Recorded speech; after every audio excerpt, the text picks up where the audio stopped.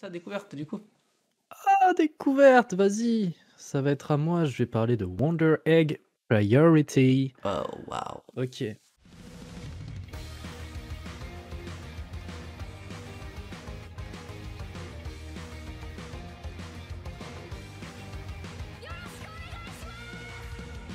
Alors, qu'est-ce que c'est que Wonder Egg Priority? Donc 6 épisodes, ça sort tous les mardis à 16h sur Wakanim. Et tu as le premier épisode qui est disponible sur YouTube si jamais tu as envie. Il est disponible sur la chaîne de Wakanim. Apparemment, c'est la première série d'animation de Nojima Shinji, un célèbre scénariste de drama japonais. Japonais. Qu'est-ce que c'est? C'est compliqué. En fait, Allez, comment te dire? tranquille. Prends Comment ton te dire que le temps. premier épisode est très brouillon? Genre j'ai eu beaucoup de mal à comprendre. Alors, premier épisode, tu as une fille. Donc c'est une fille qui a été harcelée à l'école, à cause de ses yeux vairons, qui Oh, sont très jolis. Je vois pas pourquoi elle a été harcelée, ça rend super bien. c'est dommage. Et ce qu'elle fait le soir, tard la nuit, sans que personne le sache, elle va faire des petites, sorties nocturnes. Tu vas te demander: «Qui fait ça?» Mais elle voit un insecte mort par terre et elle va se dire: «Tiens, le pauvre, je vais aller l'enterrer». Mais c'est Donc évident, moi à chaque fois que je vois une mouche par terre, je me dis la même chose. il va s'envoler et il va lui parler et il va lui demander de la suivre dans une sorte de tunnel ou je sais pas, qui va l'amener dans un jardin et il va lui dire de prendre un œuf au distributeur. Elle va casser l'œuf et ça va faire spawn une meuf. Et en fait, les personnes qui spawnent, quand tu casses un œuf, c'est des personnes qui se sentent mal dans la vie, qui ont des problèmes. Elles vont se faire poursuivre par plein de petits bonhommes qui ont des couteaux et par un giga boss qui est en fait la représentation de la personne ou des personnes qui les ont, harcelées. Et D'accord. notre héroïne, qui s'appelle Ai Otto, va devoir protéger, du coup, les personnes qui en spawn, et affronter, du coup, leurs démons. Voilà, dans un monde imaginaire, comme si c'était un rêve. Et du coup, les Voilà. 3 filles qu'on voit allongées à côté d'elle, en haut à droite, ce sont 3 filles qui sont sorties des œufs? Non, c'est pas ça? Dans le jardin où elle va acheter des œufs, elle va rencontrer d'autres filles qui sont dans le même cas qu'elle.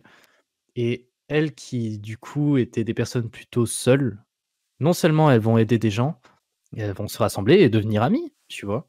Elles vont s'entraider, ouais, c'est cool. Je sens qu'il y a le potentiel pour qu'à certains épisodes, je lâche une petite larme, tu vois? Ouais.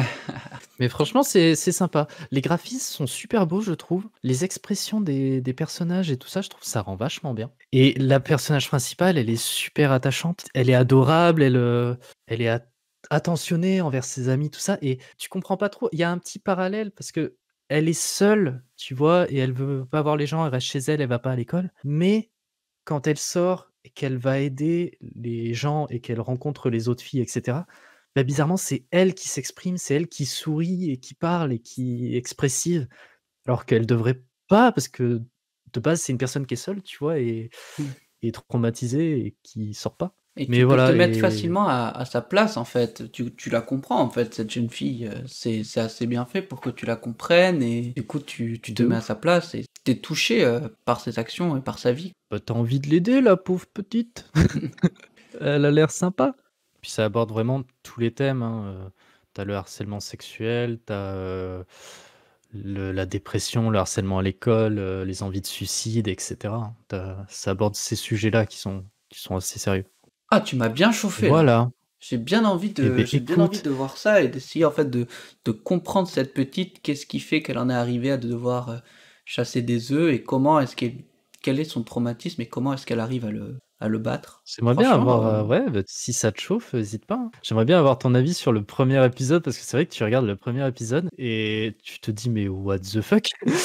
D'abord, t'as un insecte qui parle, il y a des bonhommes qui arrivent avec des couteaux, tu sais pas ce qu'ils veulent. il faudra que Elle je a un vois, ouais. 16 bas avec un stylo 4 couleurs, c'est chelou. Alors du Faudra que coup, je... ce manga, il a pour genre drame, fantastique, mystère, psychologie, slice of life et surnaturel, et il aborde les thèmes de l'école, harcèlement quotidien et suicide. Ok, Rush Manga. Ouais, c'était l'impression que je voulais donner. Putain, mais oui. Rush manga, let's go. Très très bon gars que on adore. Ça reprend l'œuf, en fait. Il y a le thème de l'œuf qui est très présent et c'est un thème que j'avais retrouvé dans un film, je sais pas si tu l'as vu? June est la voix du cœur. En fait, c'est dans la même lignée que Your Name, tu vois? Genre, Ouais. les slice of life, un film beau comme ça, qui te fait ressentir des choses et tout. J'ai voulu en regarder quelques-uns parce que j'aime bien ça et ça reprenait ce thème de l'œuf. En fait, l'histoire de June et la voix du cœur, c'est, une petite fille qui est très bavarde et très joyeuse, de vivre, qui, elle habite dans une ville, au haut d'une colline, il y a un château. Et elle adorerait, son rêve, c'est d'aller au château et d'être une reine, tu vois? Sauf qu'en OK. fait, ce château, c'est un love hotel.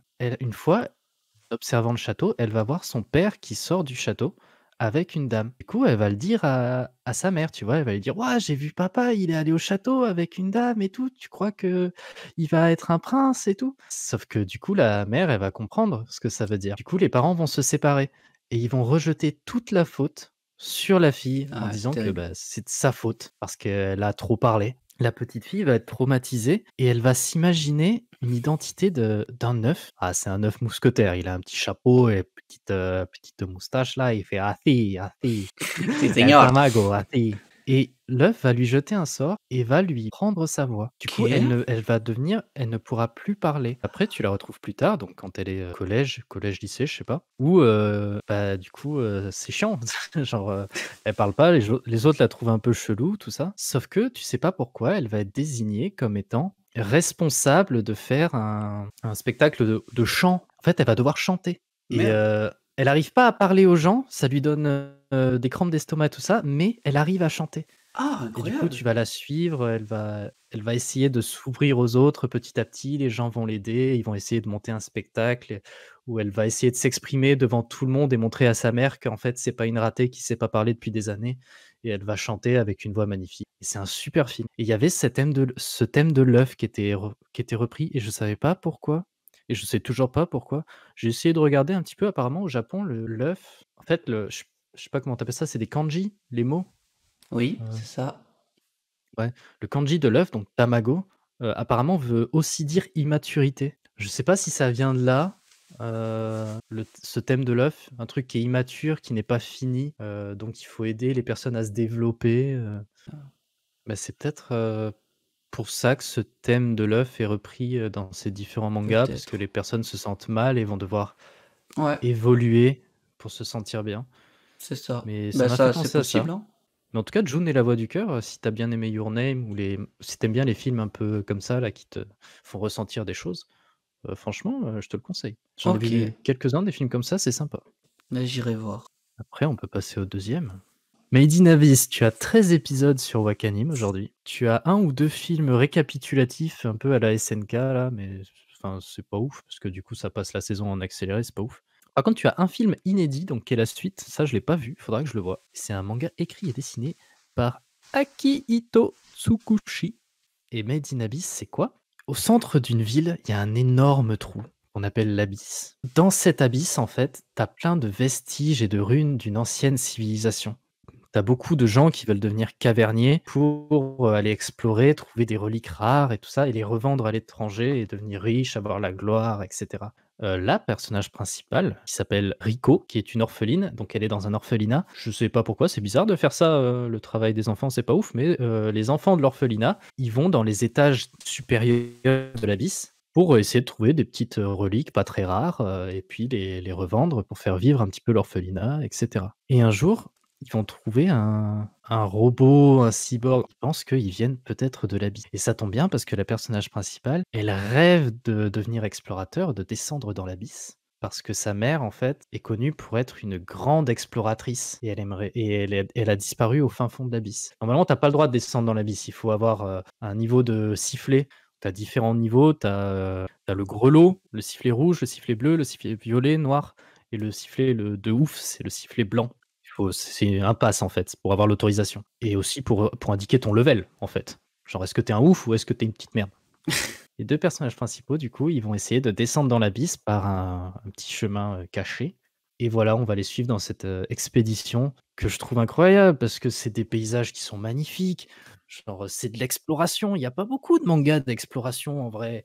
Tu as de l'action, tu as du sentiment, mais de l'exploration, il y en a pas tant que ça c'est beau. Tu vois des décors qui changent en fonction des paliers. C'est vraiment de l'exploration. Tu as des monstres, des nouvelles bestioles, et cetera. C'est vraiment cool et des nouveaux dangers aussi Tu et me en disais que c'était fait les paysages qui t'avaient beaucoup marqué, tu trouvais ouais, magnifiques. de ouf. Le style graphique alors les chara-design sont chelous parce que les personnages, comme on peut voir, tu sais, ils sont très ronds. Ça fait très enfantin. Je peux t'assurer qu'il y a des passages qui sont pas enfantins.